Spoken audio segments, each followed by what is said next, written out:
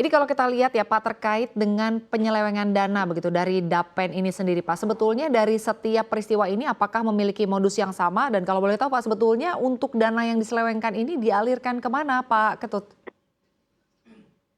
Kalau yang dari pengalaman yang kita lakukan ini hampir mirip semuanya pola-polanya. Mereka kelemahan ada dari investasi dan ada kerjasama antara manajemen dengan pihak lain yang dalam hal ini adalah yang memiliki saham-saham yang buruk atau non LQ45. Jadi itu modus yang sama hampir mirip. Apakah nanti dana ini dibawa kemana, tentu kita harus telusuri dulu dan harus kita kerjasama dulu nanti dari teman-teman yang ada di PPATK, perbankan dan teman-teman yang ada di pihak OJK. Nah ini kita akan gandeng nanti ke depannya untuk mendapatkan follow the money, follow the suspect dan follow the asset. Seperti itu. Untuk saat ini masih kita dalam pembelajaran yang keempat ini, tapi modusnya hampir mirip Pak, tidak ada bedanya. Baik Pak Ketut, terkait dengan pengelolaan dari dana pensiun, tentunya ini juga akan selalu terkait dengan pengawasan Pak. Anda sendiri melihatnya apakah fungsi dari pengawasan selama ini cukup lemah sehingga penyelewengan dari dana pensiun ini terus saja terjadi dengan angka yang luar biasa besar atau ada motif lain Pak sebetulnya? Saya kira begini, di samping pengawasan yang lemah secara internal di BUMN itu sendiri ya, mungkin tata kelola manajemen ini juga harus kita perbaiki dalam hal reinvestasi yang ada di beberapa BUMN ya.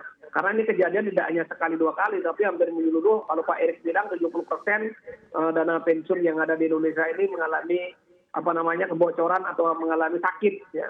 Ini tentu harus ada dilakukan evaluasi terhadap reinvestasinya, manajemen tata kelolanya ya.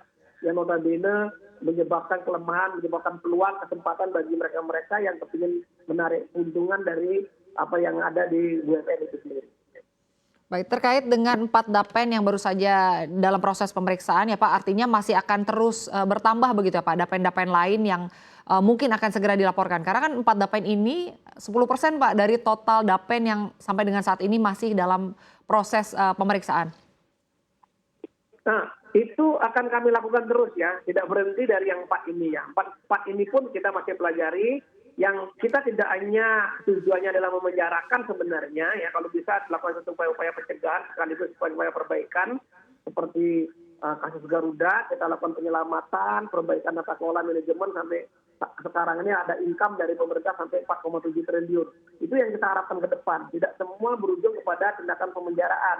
Tapi kalau yang bisa kita perbaiki memang secara manajerial, ya secara tata kelola, kenapa tidak? Itu yang kita ketimbangkan ya. Keinginan dari Pak Kementerian BUMN, Pak Jaksa Agung dan dengan teman-teman dari BPKP juga seperti itu.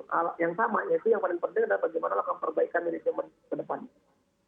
Baik Pak, terkait dengan Dapen yang saat ini sudah dilaporkan dan sedang dalam proses pemeriksaan, akan ada BUMN lain juga Pak yang dilaporkan, sebut saja AP1, sampai dengan saat ini sudah sampai mana Pak? Kalau yang 4 ini kan baru diserahkan baru kemarin, jadi ini masih tahap kita pelajari. Mungkin dalam 2 minggu ke depan kita sudah mendapatkan suatu